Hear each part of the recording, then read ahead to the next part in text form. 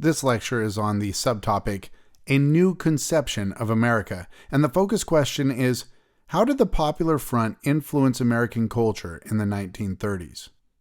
If the New Deal did not end second-class citizenship for blacks, the 1930s saw the inclusion of other groups into mainstream American life. With Catholics and Jews in prominent posts in Roosevelt's administration and new immigrant voters forming a base of the Democratic Party, the New Deal made ethnic pluralism central to American politics.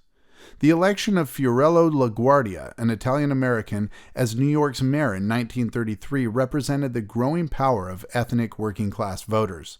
These ethnic groups experienced growing cultural assimilation as immigration from Europe virtually halted, and movies, chain stores, and mass advertising penetrated immigrant enclaves. Unlike the coercive Americanization of the past, however, this Americanization incorporated ethnic identity and married it to American political ideals.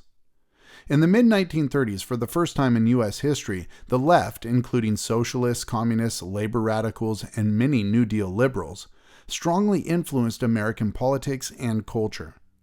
The CIO and the Communist Party in particular became the center of a social and intellectual impulse that helped reshape the boundaries of American freedom. The Communist Party grew from a very small and isolated organization into a mass organization. Although it never had more than 100,000 members at any one time in the 1930s, several times that number passed through its ranks. The Communists' dedication to socialism appealed to a widespread belief that the Depression showed that capitalism had failed. But more important was the party's constant activity on behalf of the unemployed, workers and unions, and civil rights for African Americans.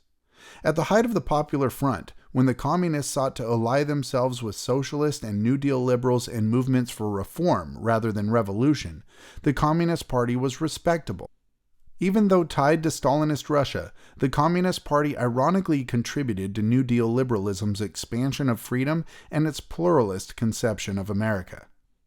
The Popular Front vision of American society greatly influenced American culture through theater, film, and dance.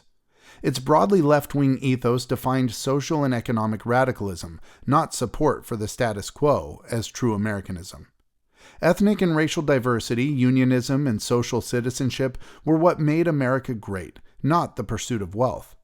The American people, seen by many intellectuals in the 1920s as fundamentalist and crassly commercial, were now proclaimed embodiments of democratic virtue. Artists and writers in the 1930s crafted socially meaningful work that depicted daily life for ordinary farmers and urban workers, and art about migrant workers and sharecroppers, and that created by the people, such as folk music and black spirituals, were held to express genuine Americanism. The Democratic Party, despite its new northern black and ethnic base of support, did not embrace ethno-cultural issues. But the Popular Front insisted that the nation's greatness lay in its diversity, tolerance, and rejection of ethnic prejudice and class privilege. The CIO promoted and often embodied this idea of ethnic and racial inclusivity. It adopted cultural pluralism and welcomed groups previously excluded from the labor movement, such as blacks and Mexican Americans. Yet while Popular Front culture celebrated the promise of America, it did not ignore its tragedies and troubles, such as racial discrimination. This idea is best encapsulated in Martha Graham's 1938 modern dance masterpiece, American Document. Popular Front culture strongly condemned racism as incompatible with Americanism, compared to New Deal liberalism's tepid stance on issues of race and civil rights. While Jewish and Catholic groups promoted ethnic and religious tolerance, the Communist Party was the only mostly white organization of the era to prioritize combating racism. The Communists even found support in the conservative South. Communist groups mobilized popular support for black defendants victimized by a racist criminal justice system, which made the Scottsboro case an international cause.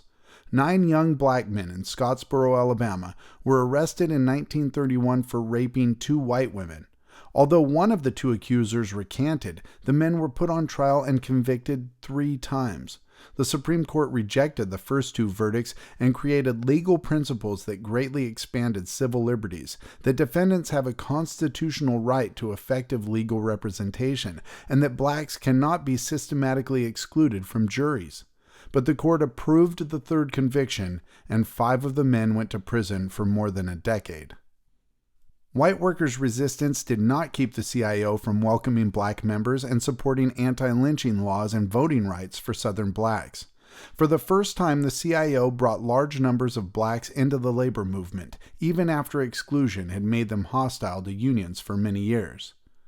Popular Front culture also supported civil liberties, especially the right of workers to organize unions. Pro-union workers face local laws restricting free speech and repression by private and public police. Public concern about violence directed at Southern tenant farmers and Northern industrial workers made discussions of labor rights discussions over civil liberties. In 1936, a Senate committee led by Robert La Follette exposed the harsh methods employers used to fight unionization, including spies and private police. Critics argued that America's workplaces resembled European dictatorships. Workers' militancy also showcased that the free speech of groups and not just individuals could also be violated, and the federal government responded by emphasizing the importance of civil liberties. The Supreme Court abandoned liberty of contract for a definition of American freedom based on civil liberties, and allowed free speech for communists, labor picketing, and initiated the repeal of numerous state laws that inhibited expression. Yet other groups also tried to restrict free speech. In 1938, the U.S. House of Representatives created an Un-American Activities Committee to ferret out disloyalty and un-American behavior in speech, and 2 years later, Congress passed the Smith Act, which made it a crime to teach, advocate, or encourage the overthrow of government. Similar committees were established at the state level and used to intimidate communists and others on the left. By 1940, the New Deal was ending. More and more Southern Democrats opposed Roosevelt's policies. Roosevelt exposed the poverty and lack of economic development in the South, and a new generation of homegrown Southern radicals, Southern New Dealers, black activists, labor leaders, communists, and a few elected officials, were organizing for unions, unemployment relief, and racial justice. Instead of simply shaping New Deal measures to accommodate their racial and economic preferences, Southern Democrats, who feared that federal intervention in the region would lead to more unions and racial conflict, started to oppose Roosevelt's proposals altogether. In 1938, FDR, in response, appealed to Southern voters to support more progressive, pro-New Deal Southern Democratic candidates in the congressional elections. Instead, the South's small electorate resisted and re-elected the incumbents. In the North, court packing and the rise of the CIO led middle-class voters to go toward the Republicans. The Republicans gained a significant number of seats, and a stalemate in Congress followed. Congress started to eliminate many popular New Deal programs. Roosevelt turned his administration's attention toward Europe and the impending war. The New Deal seems limited given the enormous catastrophe it confronted. Compared to European welfare states, Social Security was confined to fewer functions and not as funded. The New Deal had not improved race or gender relations, but actually worsened them in many ways. But the New Deal accomplished many things, most importantly making the federal government an active force in regulating and shaping economic life. It also restored Americans' faith in democracy, reconfigured American party and electoral politics, and reinvigorated ideas of freedom to include a more diverse American people. But even the New Deal could not undo the Depression, which was finally ended only by the mass employment created by World War II.